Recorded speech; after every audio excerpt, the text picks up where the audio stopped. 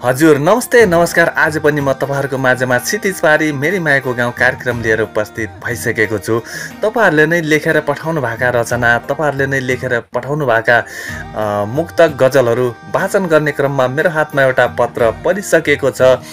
अनु Saud बहिनीले लेखेर पठाउनु भएको छ महेन्द्रनगर कञ्चनपुरदेखि। एकदमै राम्रो रचना लेख्नु भएको छ। आमाको बारेमा लेखेको छु दाइ, वाचन गरिदिनु होला भनेर भन्नुभएको थियो। तपाईहरुलाई यो कार्यक्रम कस्तो लाग्छ, तपाईहरुको प्रतिक्रियाको खाँचो अवश्य हामीलाई पर्नेछ र तपाईहरु यो कार्यक्रमलाई कुन कुन ठाउँबाट हेर्नुहुन्छ, कुन कुन देशबाट हेर्नुहुन्छ, एउटा कमेन्ट छोड्न अवश्य पनि नभुल्नु होला। ढिला नगरिकन म अनु साउद बहिनीले लेखेर पठाउनु भएको आमा शीर्षकमा रहेको रचना म तपाईहरुको माझमा राख्छु, सुनेर साथ दिनु होला। सधैँ काखमा बस्न समयको साथ थिएन आमा, सधैँ काखमा बस्न समयको साथ थिएन आमा, तिमीलाई नसम्झेको कुनै रात थिएन आमा।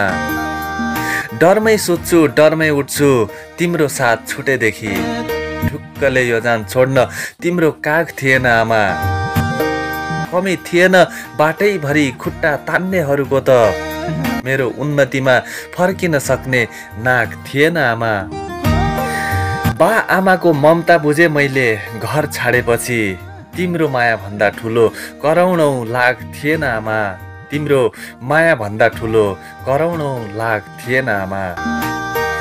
84 व्यञ्जन पनि खल्लो लाग्यो मलाई, तिम्रो हातले पकाएको साग थिएन आमा।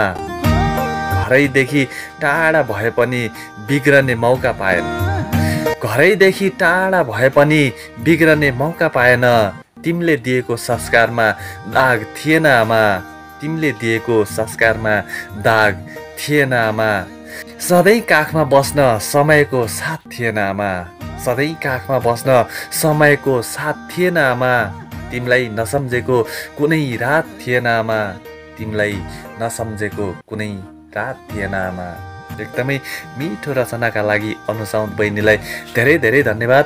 यदि तपाईहरुका पनि यस्तै रचना छन् भने राकेश धामी फेसबुक पेजलाई फलो गरेर धामी राकेश अफिसियल युट्युब च्यानललाई पनि हजुरहरूले सब्स्क्राइब गरेर यसै भिडियोको कमेन्ट बक्समा अर्थात् मेरो डाइरेक्टर राकेश धामी मेसेन्जर बक्समा आफ्ना रचना लेखेर पठाउन सक्नुहुनेछ।